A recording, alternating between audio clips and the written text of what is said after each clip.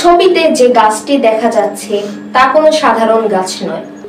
এই গাছটি এখন থেকে প্রায় 1500 বছরের পুরনো ঐতিহাসিক সাহাবী গাছ। 582 খ্রিস্টাব্দে মহামানব হযরত মুহাম্মদ সাল্লাল্লাহু আলাইহি ওয়াসাল্লাম এর বয়স যখন 12 বছর, তখন তিনি তার চাচা আবু তালিবের সাথে বাণিজ্য করতে মক্কা থেকে শাম দেশ, বর্তমান সিরিয়ার উদ্দেশ্যে যাত্রা করেন। যাত্রাপথে তারা সিরিয়ার অদূরে জর্ডান এসে উপস্থিত হন। এই এলাকাটি তখন ছিল শত শত মাইল ব্যাপী, উত্তপ্ত বালু কণাময় মরুভূমি। চাচার সাথে রাসূল সাল্লাল্লাহু আলাইহি ওয়াসাল্লাম মরুভূমি পাড়ি দিতে গিয়ে ক্লান্ত হয়ে পড়ে। তারা একটু বিশ্রামের সন্ধান করছিলেন, কিন্তু আশেপাশের কোনো গাছ বা ছায়া পাচ্ছিলেন না।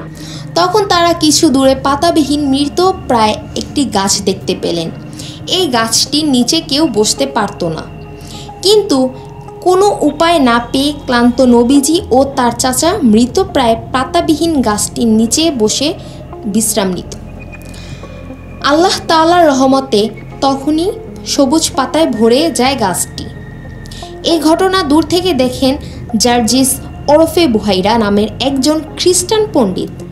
তিনি নবীজির চাচার কাছে এসে বললেন, আমি এতদিন এখানে আছি, কেউ এই গাছের নিচে বসতে পারেনি এবং এই গাছের কোনো পাতা ছিল না। আল্লাহ তাআলার ইশারায় সাহাবী গাছটি নবীজিকে নিরাপদ আশ্রয় দান করেছিল। আজও সেই গাছটি বেঁচে আছে। এই গাছটি একমাত্র জীবিত সাহাবী গাছ হিসেবে পরিচিত। এই গাছটির নিচে এর আগে কখনো কেউ বসতেও পারেনি।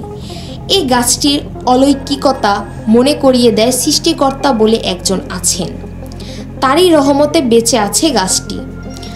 কালের পর কাল, যুগের পর যুগ, শত শত বছর ধরে দাঁড়িয়ে আছে একটি গাছ, যার নাম সাহাবী গাছ। পৃথিবী সৃষ্টির পর নানা রকম অলৌকিক ঘটনার পুনরাবৃত্তি করেছেন মহান আল্লাহ সুবহানা আলা। সেই সৃষ্টির পুনরাবৃত্তির অংশ হচ্ছে ঐতিহাসিক সাহাবী গাছ। ইংরেজিতে এই গাছটিকে বলা হয় দ্য ব্লেসিড ট্রি। ভাবা যায় চারিদিকে ধুধু মরুভূমির বুকে দাঁড়িয়ে আছে একটি গাছ। সাহাবী গাছটির আশেপাশে শত শত বর্গ কিলোমিটার জুড়ে কোনো গাছপালার অস্তিত্ব না থাকলেও এই গাছটি এখনও বেঁচে আছে। পৃথিবীতে এত পুরনো কোনো গাছ এখনও বেঁচে আছে তা বিশ্বাসযোগ্য না হলেও এটি একটি সত্য ঘটনা। অবিশ্বাস্য এই গাছটি আছে জর্ডানের মরুভূমির প্রত্যন্ত অঞ্চলের সাফাই এলাকায়।